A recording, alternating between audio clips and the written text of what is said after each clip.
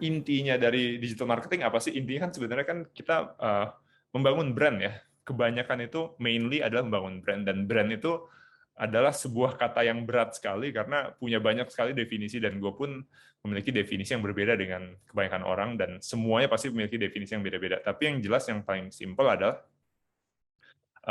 branding itu adalah apa yang orang katakan pada saat kita nggak ada. Gitu. Sesimpel itu aja. Karena branding itu bisa semuanya. Contoh, kalau menurut kita branding itu semuanya, dari cara gue merepresentasikan company gue sebagai pribadi, cara customer service Brodo mengangkat telepon, cara kita mendesain experience pada saat buka unboxing sepatu, logo kita, bagaimana kita menyapa customer, warna khas kita, branding itu semua elemen dan jadi satu gitu. Jadi pada saat kita menyebut brand kita, misalnya Brodo, dan kita berharap ada 3-4 kata yang merepresentasikan merek kita gitu, dan branding ini menjadi sebuah keharusan saat ini, at least terutama di consumer industry, bahwa kita harus punya presence di digital. Kalau tidak punya presence digital, sama aja kita membunuh diri sendiri, karena future customer itu hampir semuanya ada di digital. Future customer kita itu adalah milenial dan Gen Z. Jadi dari umur 17 sampai umur 40-an awal. Itu usia produktif kita ada di situ, dan itu consumer kita ada di situ. Jadi kalau kita tidak bisa bukan menguasai, kalau kita tidak bisa ada present di depan mereka, ya tentunya kita bisa ketinggalan kereta nih. Dan makanya tadi ngobrol tentang opportunity career digital marketing atau membangun bisnis menggunakan digital sebagai basis, itu memang menjadi sebuah keharusan, kewajiban. Dulu menjadi sebuah lebih ke sebuah opportunity gitu, atau sebuah pembeda. Kalau sekarang menjadi sebuah kewajiban.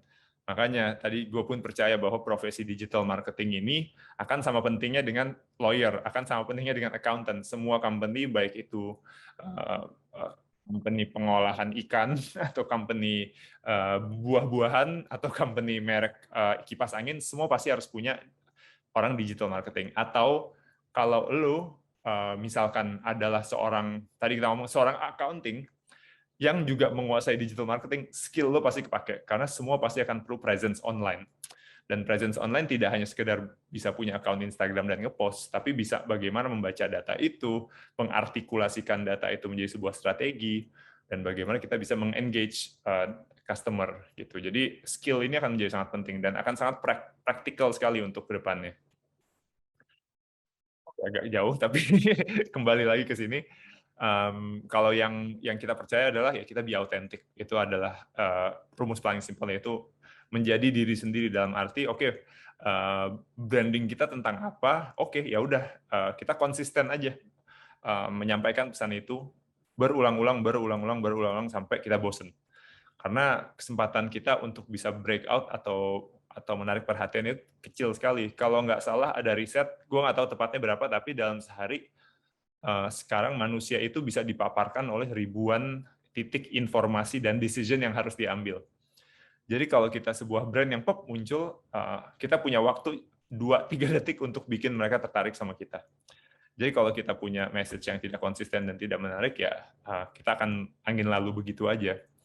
Jadi kesempatan kita sedikit, jadi ada baiknya kita mempunyai branding yang autentik dan konsisten gitu. Dan itu pun yang benar-benar kita pahami dan kita laksanakan. Dan memang untuk konsistensi itu ini ya penting banget di zaman yang orang maunya serba cepat dan serba instan. Terkadang kan kita baru lakukan seminggu 2 minggu dirasa tidak berhasil dan kita mau switching strategi, padahal semua butuh waktu gitu. Apalagi membangun brand yang kuat itu butuh waktu. Gitu. Jadi ini yang kita percaya, dan ini menjadi tulang punggung dari strategi kita untuk bisa eksis dan sustain sampai selanjutnya.